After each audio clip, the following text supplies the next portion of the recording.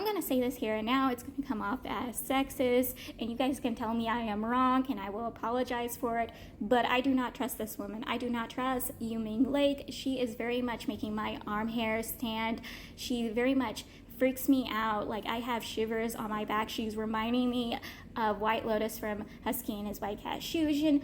I do not know why, but she is, because like I have little bit suspicions. How did she get to the main character after the main character was stabbed by the male lead and did suffer concussions from, like, literally they were in a war and the male lead had stabbed the main character, yet no one was around to stop her, or the fact that the main character was still alive enough for her to get to him if the war had already stopped at that point. Because I get it, the people had run away when reinforcements had arrived, but still I have suspicions. Like, she was able to get to the main character, save his life, practically almost sacrifice her own life to save him, but I have still big suspicions of this.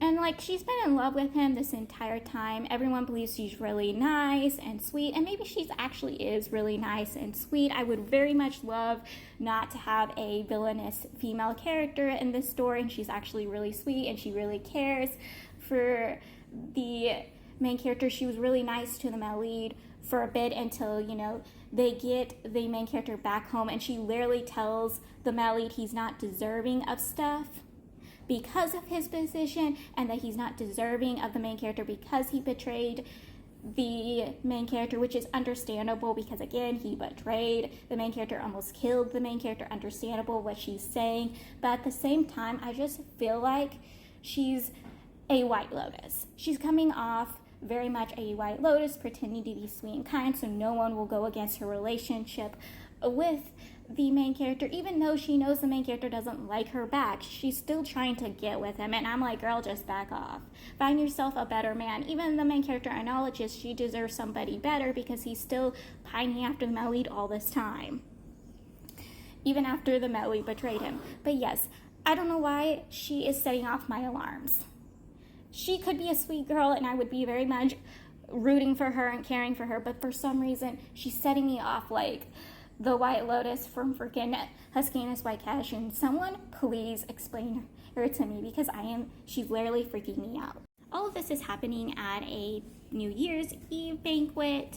The main character wanted to be left alone with Yu-Ming Lake and told the male lead to scoodle off, so the male lead goes to sit down somewhere. He ends up sitting with Evening Snow, somebody who was, again, the main character's and male lead's friend, the one who puts the slave collar on the male lead. They're having a conversation. He tells the male lead that they used to be friends, they used to work together as soldiers, and he tells the male lead the reason why the main character has the rights to hate him so much is because his father died by the hands of a traitor who betrayed their country for the same country the male lead betrayed their country for. So out of everyone, the main character has the rights to hate him. He's also the only person who explains what a traitor is to the male lead, because again, the male lead didn't understand until this point why everyone despised him, is disgusted with him, and hates him. He did not understand that because no one had explained to him what he had done and what a traitor is. So after being explained to by Evening Snow what that meant, he, is like, oh, okay, yes, I'm in the wrong. He's like literally disgusted with himself, hates himself for it. Yes. Another one of his memories that the male lead gets back is actually his feelings for the main character, and he was actually truly and honestly in love with the main character, but he did not trust that the main character loved him back or will stay in love with him for a long time because of his status as a slave. Even when the main character told him once he got back his true position, his rightful position from his uncle, he had told the male lead, hey, just wait for it. I will give you the status in the home that you always wanted. I will take care of you. I will provide for you. You will never have to ask for anything. You just have to trust in me, believe in me, and wait. But the male lead did not trust in the main character. He did not believe in the main character because he believed once the male lead grew up and realized that he was childish and that he wasn't truly and honestly in love with the male lead, that he will get rid of the male lead. that he will not care for the male lead. Basically, the male lead had the same thoughts Repiani had, that, you know, because of their status and the fact that they're able to be thrown away easily, that they weren't worthy of their partner's love.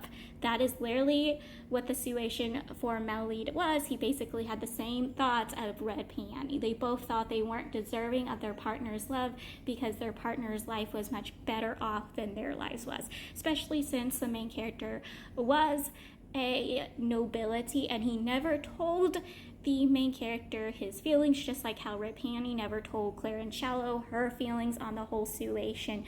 And yes, she did repeatedly try later down the line to explain her feelings, but Claire and Shallow would not listen. And I feel like the main character probably would have been the same.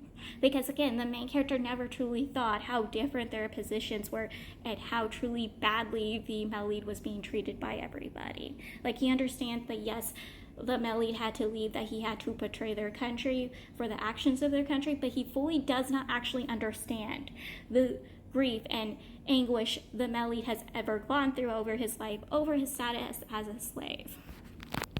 So yes, it is just so sad, honestly, that it is. Like, I'm honestly crying for my baby. So at the New Year's Eve banquet, other nobility are basically mocking, ridiculing, harassing, and forcing the main character to drink. They even bring up his father in their mockery. The male lead has had enough of this, so he stands up to protect the main character from the mockery, because again, the main character is not deserving of this mockery.